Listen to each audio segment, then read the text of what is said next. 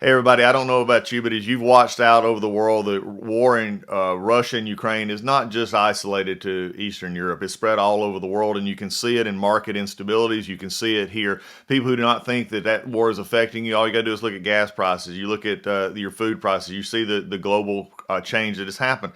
But you know something that's also affected investments as well. And I've said all along, legacy precious metals is your navigator. They're the ones that see you through to get to the next level. The good news about this is even with market volatility, market instability, you've got options. And gold prices are rising as investors turn to gold. And gold presents a hedge against this inflation and that protects you against the weakening dollar, which we are seeing. Legacy Precious Metals is the only company I trust to deal with gold and silver and the other precious metals. You need this investment. You need this as part of your portfolio to keep you buffered from what we're seeing in the world, war and volatility in the market. This is where you need to be. Call Legacy Precious Metals today. Be proactive about this. Get on board with it. Call them at 866-528-1903, 866-528-1903, or you can download their free investor's guide at legacypminvestments.com. legacypminvestments.com, your navigator in a volatile world of investments. Do you want to listen to a podcast? By who? Georgia GOP Congressman Doug Collins. How is it? The greatest thing I have ever heard in my whole life. I could not believe my ears. In this house, wherever the rules are disregarded, chaos and mob rule.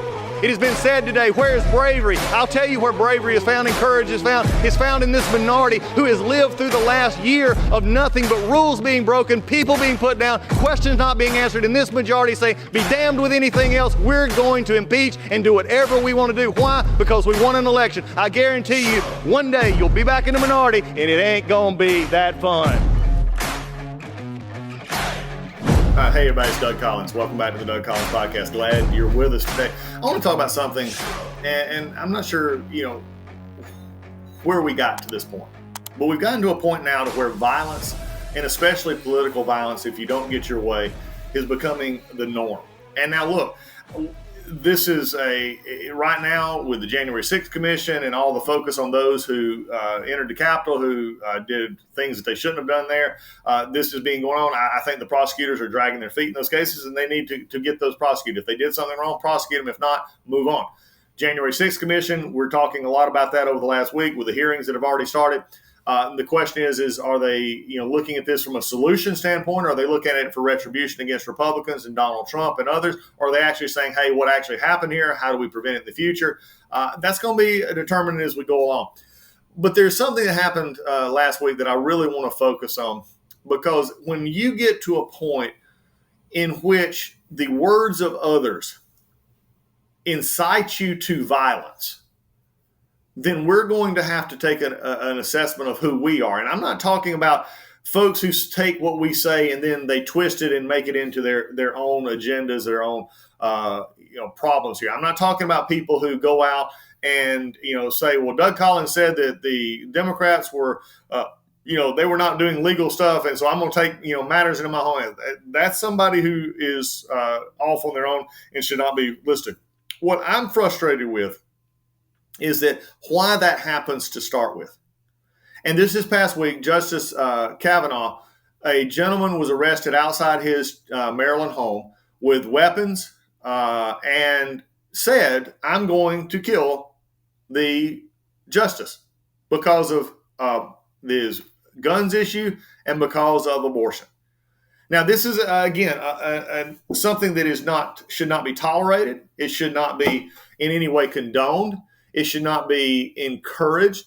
And what I have tried to see and what I have tried to say here is let's have the conversations in forums like the podcast, in forms of debate on the House floor, debate in the Senate, debate in our state house. But at a certain point in time, we've got to understand that freedom of speech in this country is so important that, and again, reminding you that freedom of speech is not just your freedom to say whatever you want to say, but it's your freedom it's the other person's freedom to say whatever they want to say. In fact, it is the very essence of saying something that I don't like that actually brings freedom of speech to life. The founders would have never had to have a discussion or an amendment for freedom of speech or freedom of assembly in there if it wasn't because that some people are going to take offense at what you say. And that is okay as long as it falls in the parameters that you're not, defaming anybody. You're not, the old analogy of yelling fire in a crowded building. That freedom of speech is something that is to be protected. It is something to be wrapped around. It is something that should be encouraged in our country. This is a country that I remind you as we get into this in this discussion, and I want to take off from what we have seen in this violence discussion of actually saying things that that have encouraged others to violence, and some giving a direct correlation to say that this is what should happen. Let me just remind you, if you're wondering about this, Chuck Schumer said back during the Kavanaugh issues that they would unleash there would be a price that would be paid if they messed with the Roe decision. He would unleash the whirlwind of problems. This was Chuck Schumer, okay, the majority leader in the United States Senate, implying an implied threat to the public, saying that if Kavanaugh was a part of overturning Roe or touching Roe, that he would pay the price. Okay, there's a certain point where rhetoric, and in an environment that we have today, where rhetoric and understanding need to have some context. Now, we hear it all the time that the conservatives. Well, conservatives are just mad at liberals, and and some conservatives said that they want to kill other liberals, and that's wrong. Okay. But what we also almost never hear, and I never hear accountability, and we're going to talk about this here in just a minute, is of liberal politicians who discuss civil unrest, civil disobedience, and other things, and are never held to the same accountability level. Now, it is interesting to me that over the past a year and a half that we've had a lot of discussions on the election of 2020 and the challenging of electors that were sent forward. Now, understand something. In 2004, Benny Thompson, who is the chairman of the January 6th Commission, objected to the electors in the George W. Bush administration. He objected to those electors. Now, nothing was said. Nothing was said that he was, not following the rules, that wasn't right, overturning a proper election. It was just that was the way that they do it. 2016, let's go back in time. Jamie Raskin, the famed constitutional scholar and a professor who I've had this privilege of sitting down with. I know Jamie Raskin very well. Disagree with him on most everything. But Jamie also objected strenuously to the Trump electors. Okay, again, outside forces caused this past year a difference in what was happening. But when they were attacking members for simply doing what other members had done in the past, that was the part where I drew the line. If the rest of it with the mob and the discussion that transcended at the Capitol, those are issues for those people to have to answer to and are answering to. But when we take that and then we try to move it forward and to move forward a debate that is detrimental, we end up with our words, unfortunately, inciting the issues of problems like this with Justice Kavanaugh around the Roe debate. And for me, this is what is actually going on here when we have gotten to the point to where civil discourse is no longer tolerable.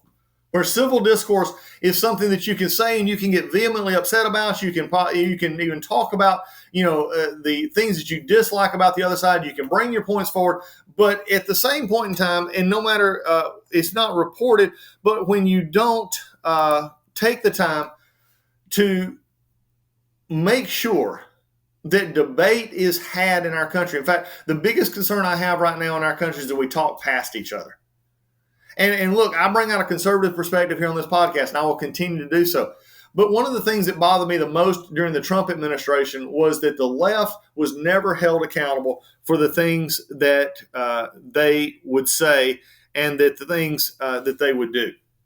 Remember, Ted Lieu, back through we're talking about the Mueller investigation. This Representative Ted Lieu out of California said on MSNBC that if Trump fired special counsel Robert Mueller, there would be widespread civil unrest as people would take to the streets. Okay, this is Ted Lieu, again, very vocal critic of Donald Trump.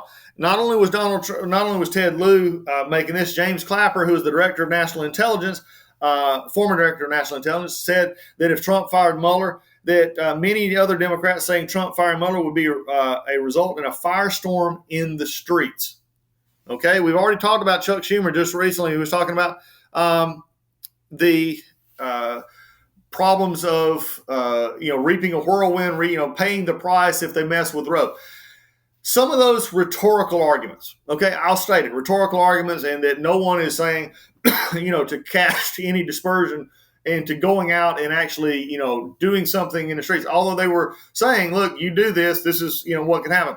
The ones that begin to bother me a little bit more is when they start getting more personal to the attacks. And as someone who has been in politics for a long time, I disagree with my Democrat friends. I disagree with my liberal friends that I have, and we'll have that debates and have that argument all the time. But that is where it's supposed to be. It's supposed to be at a argument of words. It's an argument of beliefs. It's an argument of ideas, and we've got to keep it there. But when you have Senator Cory Booker, who urged people to answer a call to action to protest at the Capitol during this is in the time of the Mueller investigation, please get up in the face of some Congress people. What Booker said.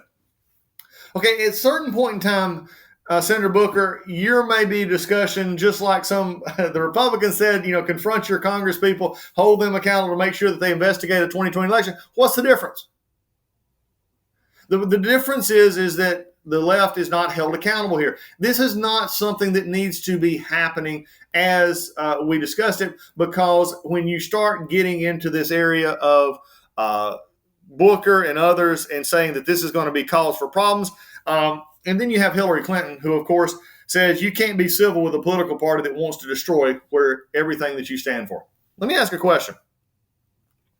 Eric Holder, former attorney general, took off of one of Michelle Obama's saying. He says, when she used to say that when they go low, we go high.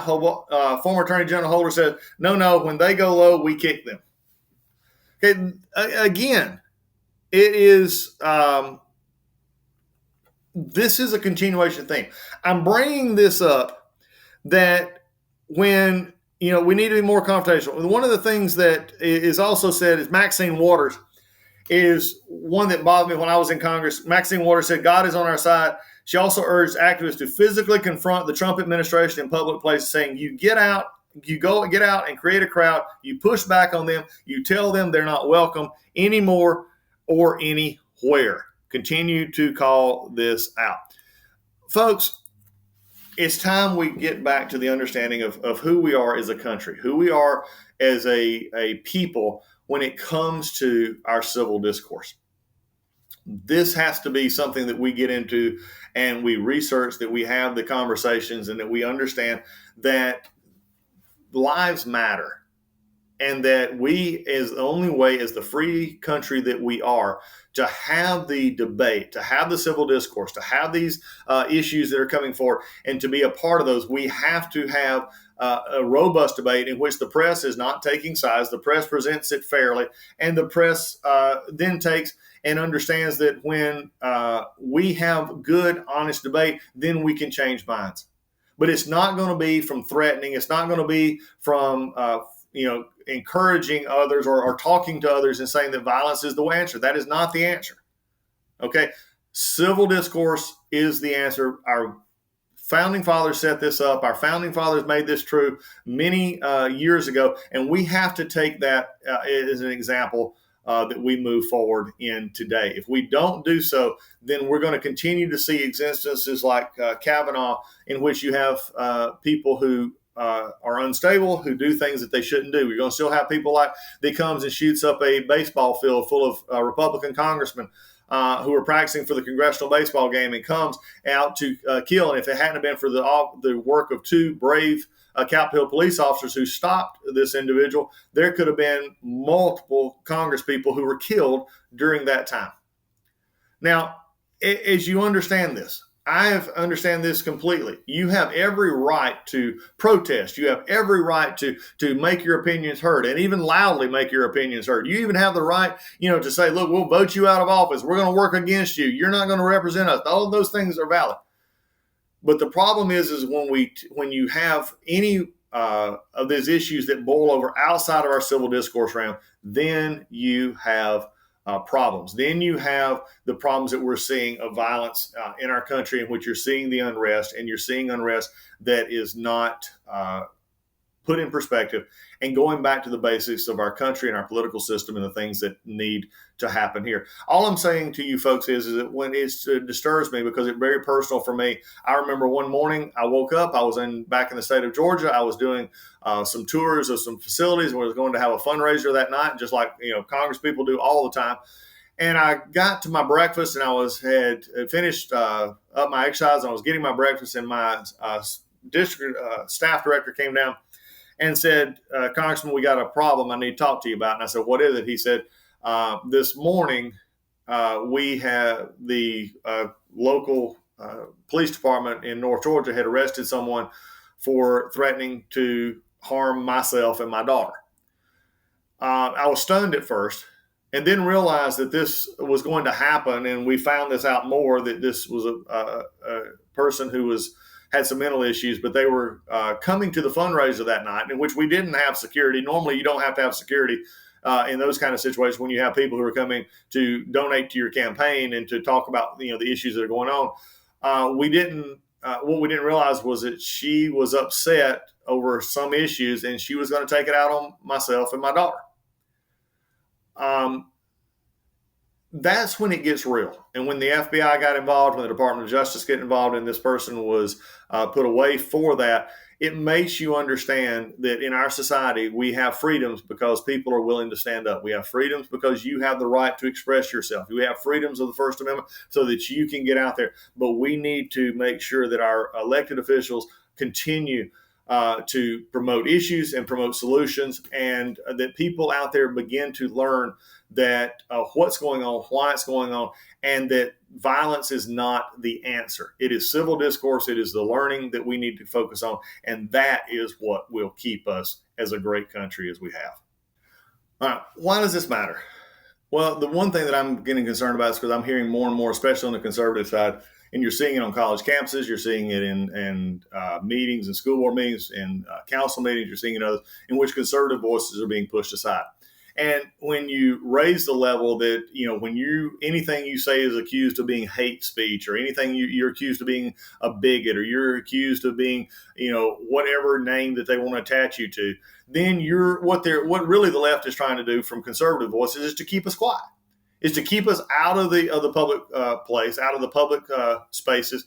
And so that conservatism is not being voiced in the public square, and the media is not voicing that. And so that people are not seeing that actually there is an alternative, that conservatism is not about what it's been labeled as, but conservatism is actually about people. It's actually about caring about a government that lives within its means, caring a government that actually is concerned about the communities that it's involved in, making sure that everyone has the opportunity to be successful. Remember, our Constitution and our founding documents all led to the point that the government was there to provide opportunities. Remember the famous phrase that says life, liberty, and the pursuit of happiness, not the guarantee of happiness. Our founding fathers would have found it abhorrent to believe that there was this equal equity portion of life. They understood that not all the time was going to be an equal share to everyone, but everybody have an equal opportunity. It's not equal outcomes, it's equal opportunities. Because, folks, look, if the voice of conservatism is drowned out, then you're going to get bigger government, you're going to get more control, you're going to have people such as the Biden administration who offered up a board of disinformation to determine what was truth and what they were not going to say was truth.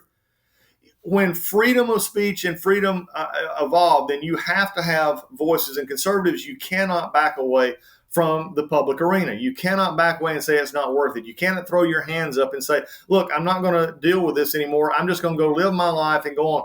Because if conservative voices are taken out, and then some of these threats and these name calling and everything else that goes on, and the media shunning, then you can easily get discouraged.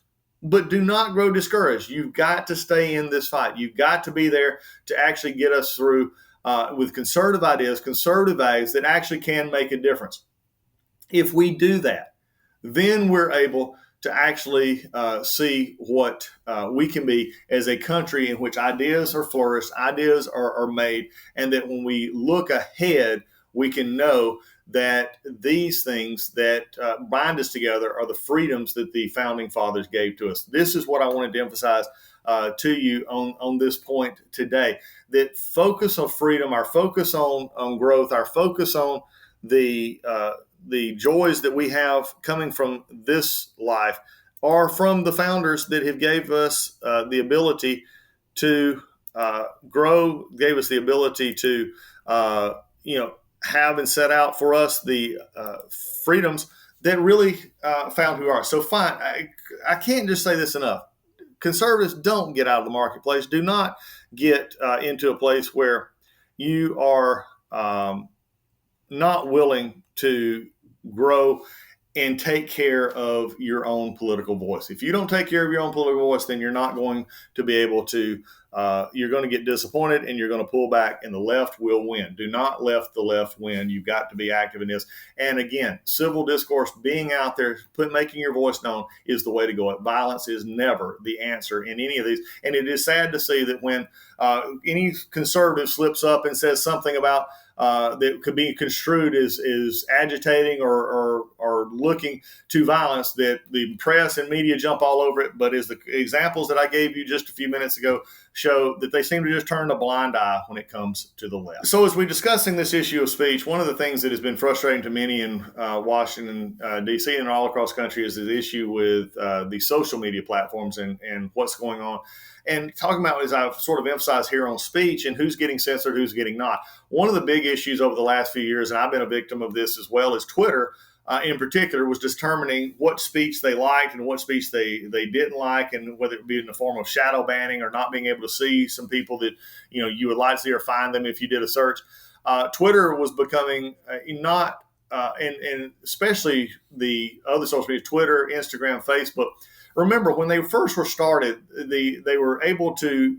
The idea was they were like the giant billboard in the library or in the fraternity hall, or however you want to put it, that everybody could go up and put their message and everybody could read it. That's the emphasis of free expression, free speech, that everybody could use the platforms to get messages out to the kids, put up pictures of their dog, make political statements, however you want to do it. What happened as the systems developed and people were more and more unhappy about certain things being done, and we saw the bias that seemingly were developing in Twitter, Facebook, Google, especially the searches and others, that what we began to happen was instead of it being the bulletin board on the wall where everybody could go up and put their idea or their event or whatever it was, that the platform itself, or in essence the billboard or the bulletin board itself, was determining whose notes you would see. So if I went up and put a statement up saying, I believe the United States is the greatest country in the world, and that was not in the algorithm or not in the political point of view that the bulletin board itself wanted, then somebody could come along and instead of putting their statement beside you, they would actually put their statement on top of yours. So it may still be there, but people have to look for it or have to search for it. All of this, and there's a lot more to delve into with the social media platforms and the algorithms, and it was always farcical to me to think that the social media giants would say, well, it's not us, it's our algorithms. Folks, let me just remind you, algorithms are designed by humans. The humans design the algorithms. The humans design, what is going to go out on these platforms. And so, again, they can be used for great good, great, help. Facebook and others were able to, help, take down, folks who are doing child pornography, and adult trafficking. They can monitor these networks. They can see it. It's amazing what they can see and then amazing what they don't want to do. I bring all this up to say, especially in this conversation of free speech and in this conversation of growing, that Elon Musk takeover of Twitter, this buying of Twitter, has piqued the interest of so many who had grown very cautious of social media. I mean, again, you have the growth of social media platforms that mimic Twitter, such as Getter and Parler, and now Truth Social, which is Donald Trump's social media platform. But what was really interesting is when Elon Musk decided to take on Twitter, being one of the more prolific tweeters on there, one of the largest followings, to take it over, the left went absolutely crazy about this. They could not stand it. They thought free speech was over. And again, it's amazing to me that when the first chance that somebody who may open it up and not discriminate against conservative viewpoints over liberal viewpoints, the first thing liberals want to do is say that there is a cover up going on, there's a discrimination going on, that free speech is in danger. Free speech is actually encouraged here, folks. And so this whole podcast today, I want you to understand that free speech is encouraged when the way you defeat and the way you have victory over other ideas is more speech. If there's speech out there that you don't like, the way you overcome it is more speech by you refuting those ideas. So when Elon Musk took over his idea to get into Twitter, it's been amazing to watch the reactions, both from the left and from the right. Now, as we currently stand, the discussion of Twitter and the discussion of whether it actually be taken over by Elon Musk is still out there. And one of it comes from something that many of us have dealt with before, and that's the rise of the bots, or the non-person behind the Twitter account. And if Elon Musk is looking to take the Twitter and make it profitable, or more profitable, which it should be, then there's going to have to be ways of actually, guaranteeing how many people could see an ad or see the for-profit postings upon Twitter. And if there's more that are bots and not real people, then that can affect the value of the business. So it's been interesting to see them go back and forth. And as of the latest, just the last few days, Twitter has is going to allow Musk to actually see the internal audits and the internal data on how many bots are actually there or not. So it's going to be interesting to see if Musk actually takes us over. If it does, then again, the true freedom of speech that you're looking for will be there. Now, again, you're still going to have points of view, if there's threats, those kind of things are just not going to be on there. But just simply having a post removed because you don't like the political persuasion of it, or you don't like the atmosphere, as long as it's an illegal post to put out there, a legal saying that, then you're at least not going to have a company such as Twitter determining what is seen and what is not seen. The social media giants, again, I believe, should live up to what they actually have said they're going to do. And if they're not going to do that, that's when you end up with the problems that you see coming out of Congress with Section 230, which you hear a lot about, Section 230, that really holds them not accountable for things that are on their side. And that they, when things are taken down, or they do things that conservatives don't like, and sometimes liberals don't like, they try to hide behind Section 230, saying that, look, this is, people that are opposed, and these are the standards that we have, also being a private company. So these are I just wanted to do this podcast today let's just get back to the basics, express your viewpoint, stay active, be out there in the communities, do the things that good politics always has, and that is expressing your views and talking your views to other people. Don't be intimidated by the louder voices out there who will try and shut you down, who will try and tell you don't need to do things. You don't need to be a part of that. You need to keep your voice out there. And yes, there'll be people who do bad things. There are going to be people who attack others such as the Kavanaugh incident, where you have a man who wants to kill a Supreme Court justice because of his views on abortion and gun control. Folks, those are wrong. Those people need to be put in jail. They need to get the help that they need. But this is not what free speech is about. Free speech is not about violence. Free speech is about being able to express your political views in a way that actually gets your information out there. It actually helps you communicate your viewpoint to others. And those things should never be shut down, whether it's in the political arena or in the social media arena. So that's why, again, as I brought it up, Elon Musk has shook up the world of social media right now in his takeover of Twitter. We'll see if it goes through. And if you don't like Twitter, then you go to the others, Getter, Parler, Truth Social, all of them are out there. You make sure your voice is heard. And that is another time here on the Doug Collins Podcast, talking about your rights and your values. We look forward to seeing you again soon. Hey, everybody. I just want to talk about sleep.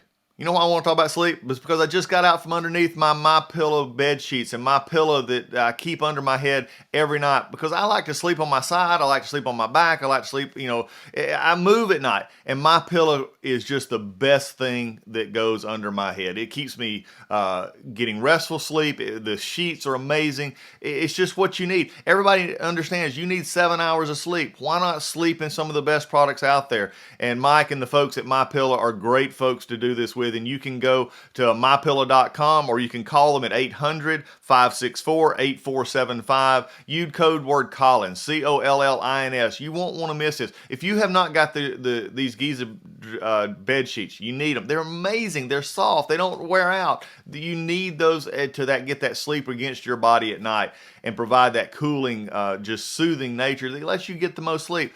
But they're not just about bed sheets and pillows. They also have the My Slippers. Amazing. I've talked to you about it before. I don't wear slippers, but I do wear My Slippers. They're amazingly comfortable. You can wear them outside. You can wear them inside. Great products. You've got towels. You've got all kinds of stuff. Go to mypillow.com. It's spring cleaning time. It's springtime to get out there and try and buy new things. Replace some of your old stuff. You'll want to replace your towels. Get some other products for your bedroom. All at mypillow.com. Mypillow.com or call 800-564-8475. Use the promo code Collins, Collins, when you check out. I guarantee you will be satisfied.